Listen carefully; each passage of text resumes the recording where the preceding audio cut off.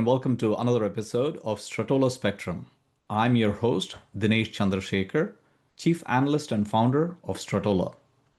In this episode, we're going to be talking to Bob Friday, Chief AI Officer of Juniper HPE. He's had an illustrious career. He founded a company called Airspace, which then got acquired by Cisco. Following that, Bob spent a good 9 years as a VP and CTO at Cisco. After which, he founded another company called Mist, which is an ML platform to boost mobile experiences on wireless networks. And this got acquired by Juniper Networks. Following the big merger acquisition of Juniper and HPE, Bob is now the Chief AI Officer at the joint company. So we are super excited to have Bob as a guest on this episode. Let's get into it. Welcome to the show, Bob. Thank you so much for joining me today. Yeah, well, thank you for having me.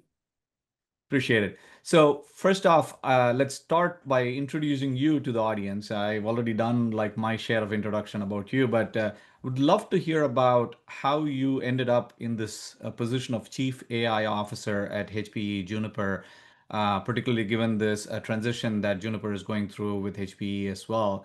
I know that you had this company called Mist, and which eventually, brought into Juniper, and now you're part of this larger HPE umbrella.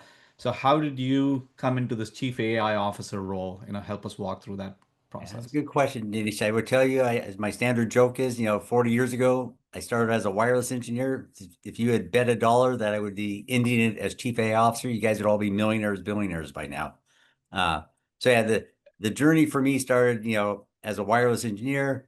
I started a company called Airspace. That was really focused on, building wireless controllers for enterprise customers when Wi-Fi was coming out in 2000. I sold that to Cisco.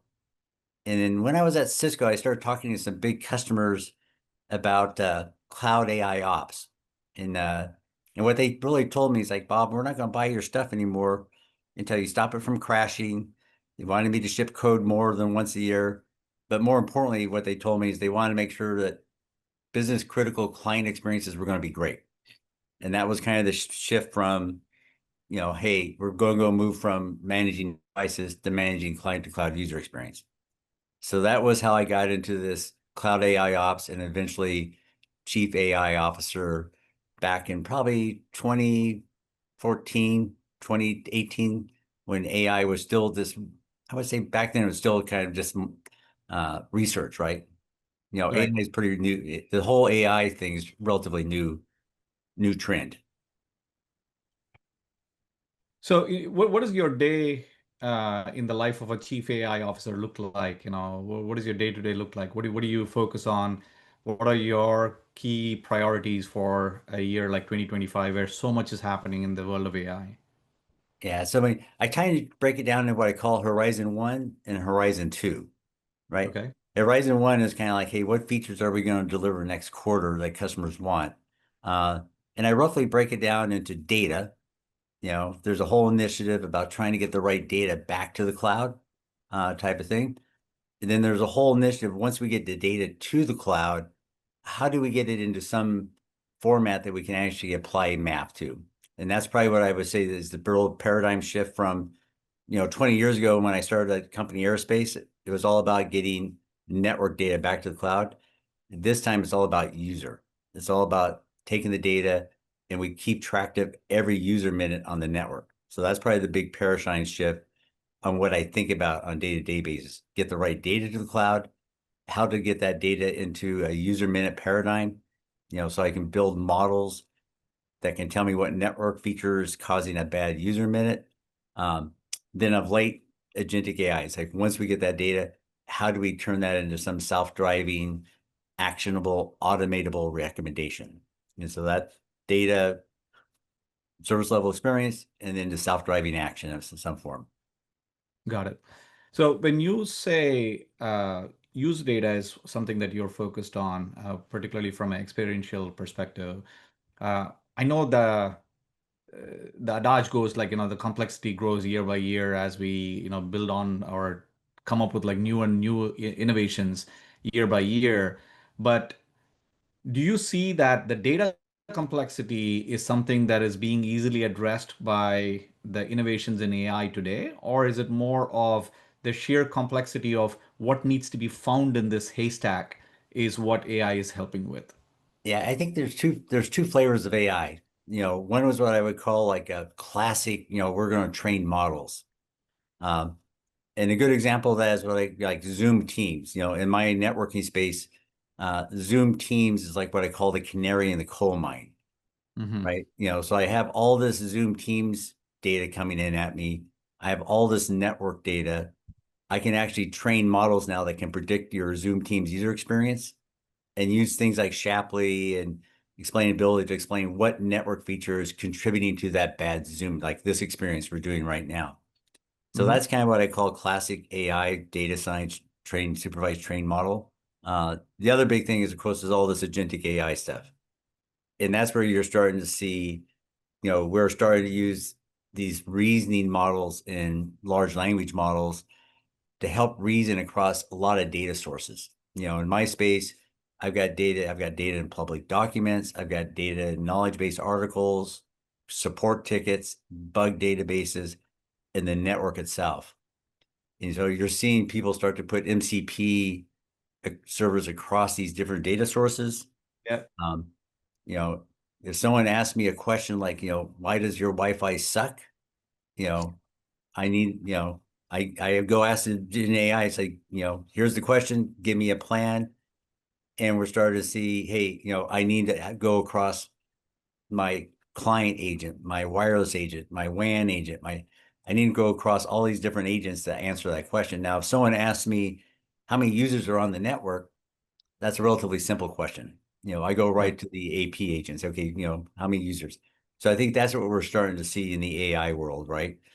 Classic training and agentic AI is what I call a new software programming paradigm. You kind of think of it as a nonlinear, non-deterministic programming language now to help us automate things that typically we couldn't do with the old technology.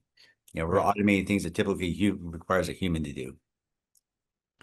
You touched on AI ops in your initial segment. We spoke about that, and I want to enlighten the audience about that as well. AI ops is not something brand new. It has been around even before the whole Gen AI explosion that happened like 3, 4 years ago, and we've been talking about AI ops since then. But AI ops has, I think, undergone some level of transformation with, as you said, the agentic revolution coming in play.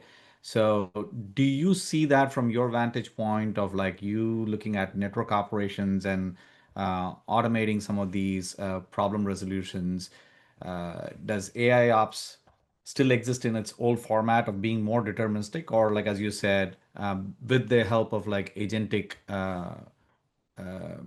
agents rather, has it changed in terms of how we approach problem resolutions at all? Yeah. Yeah, I mean, so I started Mist in 2014, and Yeah. so I've been on this cloud. And when I say AI ops, I say cloud AI ops because it's like, hey, guys, I have to get the data back to somewhere where I have left compute and storage. Um, for me on the journey, the first step of the journey was really, when I started Mist, was taking my data science team and my support team and joining them to the hip, right? Because we discussed, right, the support team is ultimately a proxy for my real customer. And the support team is what guided me to getting the right data back to the cloud. Hmm. My first mission was convincing the support team not to log into network devices to solve problems. And that by itself is hard, right? Because support teams love their CLI, CSHT, trying to convince the support team not to SSH into a device. That's just culturally hard to get them to break that pattern. You know, Right. so that was the first step on the journey is get the right data back to the cloud. Um, I would say once we got the data back to the cloud, I've always had conversational interfaces. Agentic AI is what I call the catalyst to accelerating us to self-driving. So I see we've had all these other technologies get the right data to the cloud, build models that can actually predict the user experiences, Shapley to help explain what's causing a bad user minute. But agentic AI is this non-deterministic, nonlinear programming language that is going to let us automate things that we've not been able to in the past. That is really what's going to let us basically start to do what typically is required a IT person to do, right? Because now I can check all these different data sources and there's reasoning built in, right? We're starting to bring Right. that Gen AI reasoning to the automation party. You spoke about self-driving networks, and as networks are becoming more and more distributed right now with like the cloud, the edge, and 5G and everything else, how do you see self-driving networks getting positioned today? Are they more realistic, like, anytime in the near future, or are we like, still further away Uh, from that vision? well, I thought it was further away, but have you done the Waymo Uber self-driving taxi experience yet? Yep, yep, yep, yep, yep. Okay, so this is what I'm called, we're on the version of trust. So when you got into that Uber, what made you, how did you know to trust that that car was going to get you from A to B on par with a human? I mean, it's a tough one for sure, right? So as long as it's like a tourist attraction, like going from like, one street to the next street, I think I was like comfortable. But I don't know if I would trust, putting my teen in that or like a baby in there and saying, let's go travel from like, All one right. city to another or something. So I think there is still some trust issues for sure. But I think purely from testing the innovation, enjoying it as a technologist, I think I'm like definitely enjoying it. Okay. So I think we're on the same place with self-driving networking, right? We have an IT team. They have this new self-driving AI assistant, uh, and they're trying to learn how to trust it, right? You know, and I think what we're starting to see is kind of the classic, in my case, Marvis or whatever it is. It's like, hey, do you trust me to touch your missing VLAN? You know, and I think people are going to have to learn, try it, hey, I'm going to try it 100 times. And, after you get it right 100 times out of 100 times, you know, you won't ask me anymore. So I think we're on that same place for self-driving networking. The technology's coming.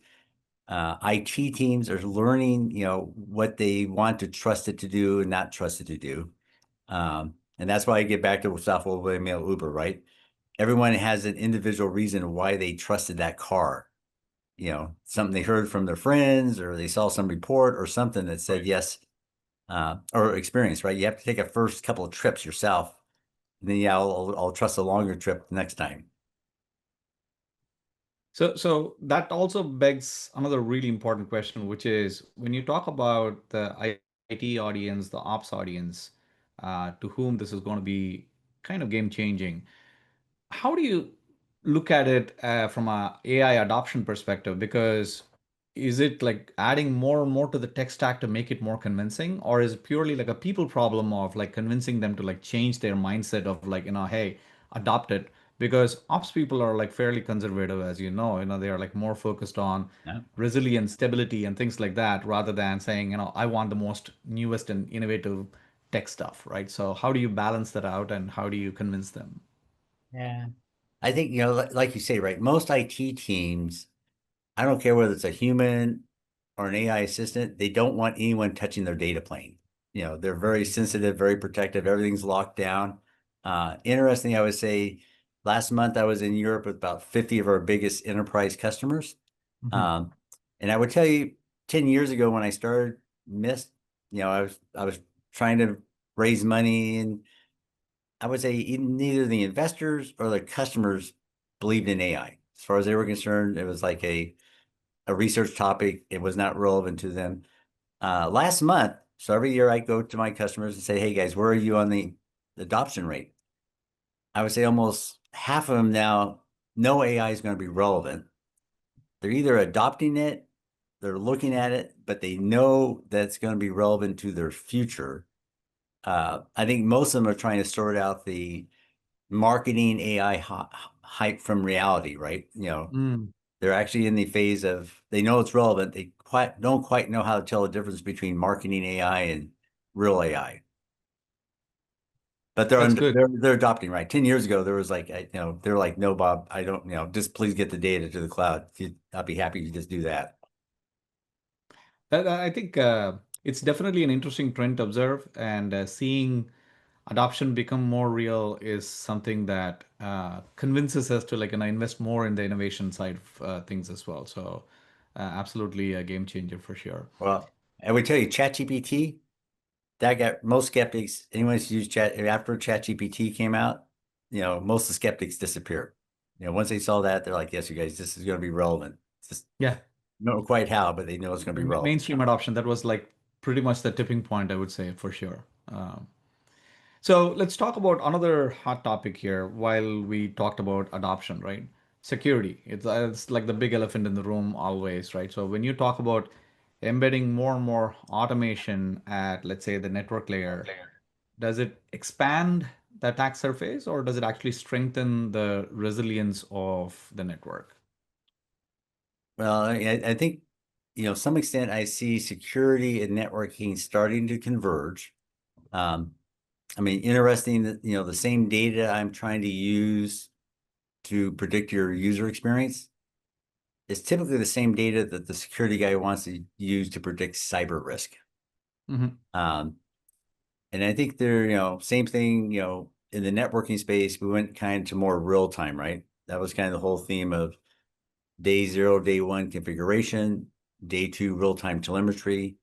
Um, I think we're going to see security go down the same path. They want to be able to catch security things in real time faster and earlier.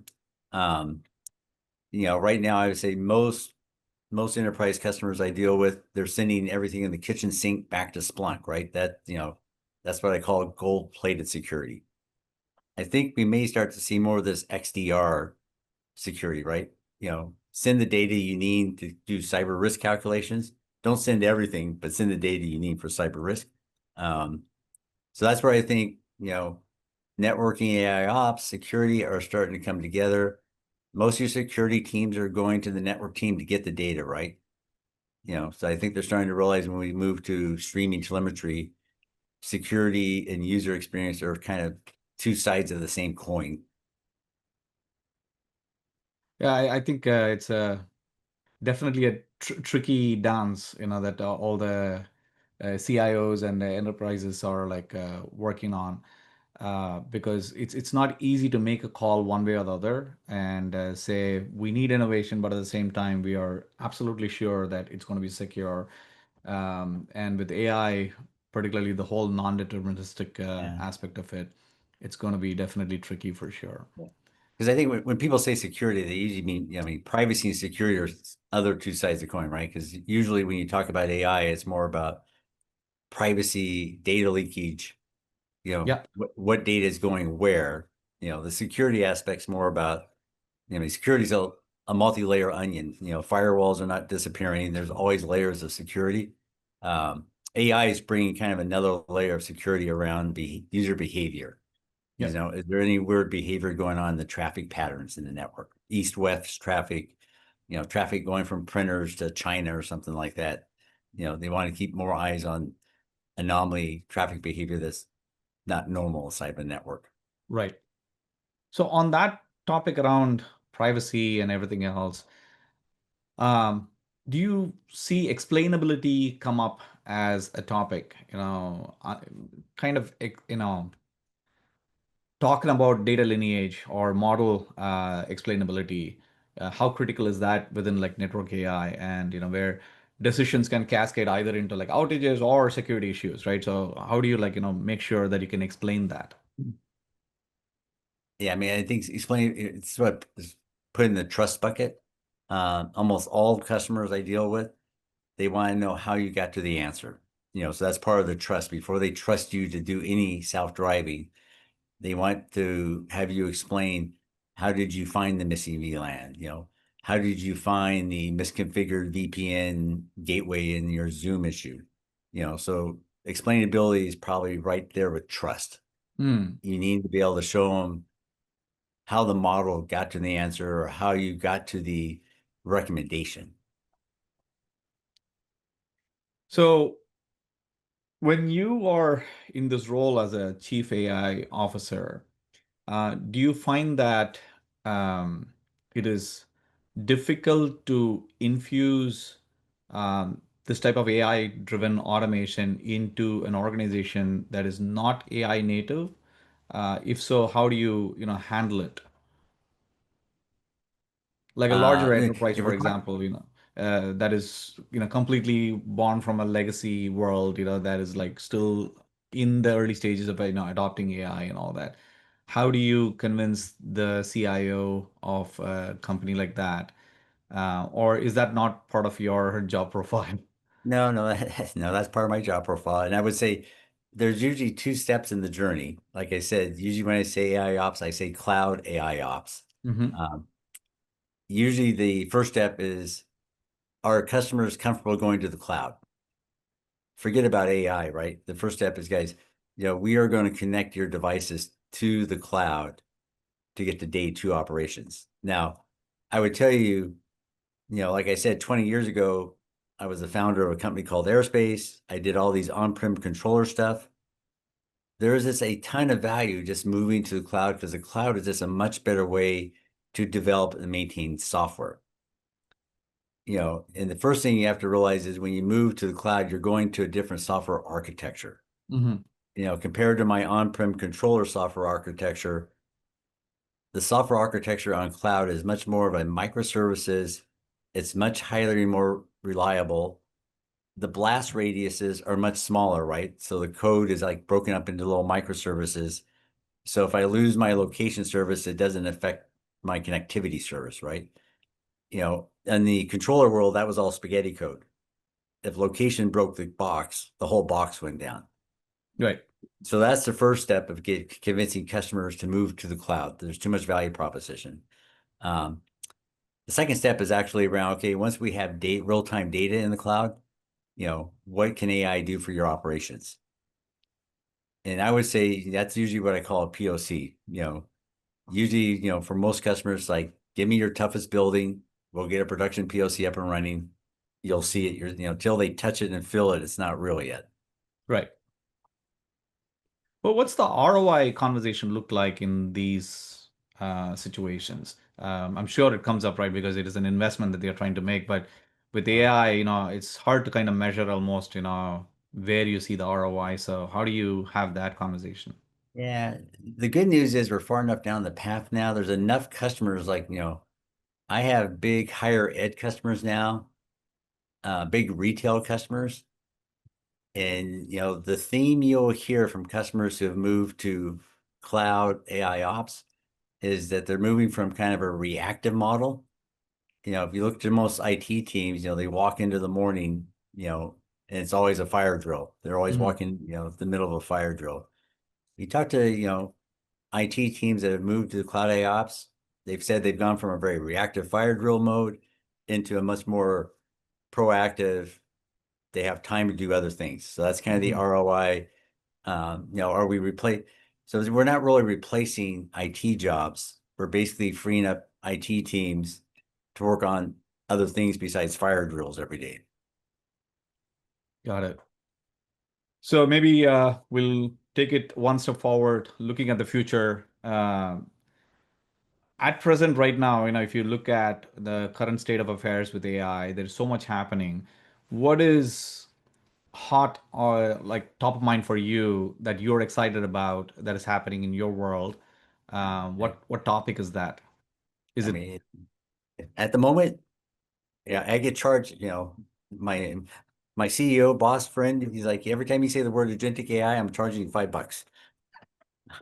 Uh, but I don't say agentic AI, I say nonlinear, uh, non-deterministic programming.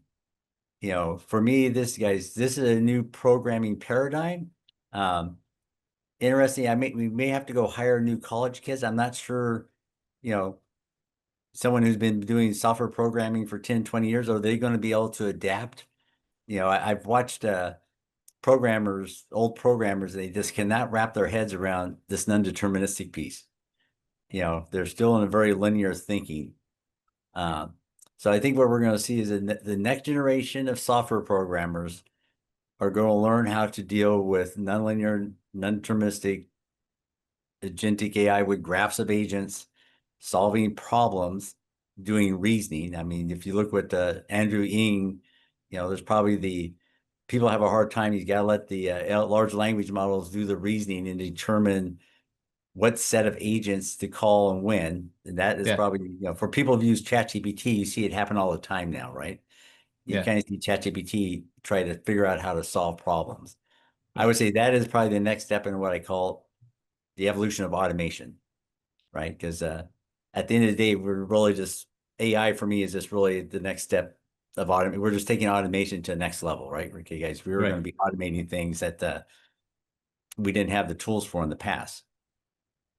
So since we spoke about that, maybe a leading question there is, how do you see this topic that keeps coming up that AI is going to be replacing humans in the day-to-day jobs in the context of IT ops audiences that are dealing with supporting networks and problem solving, resolution, and everything else?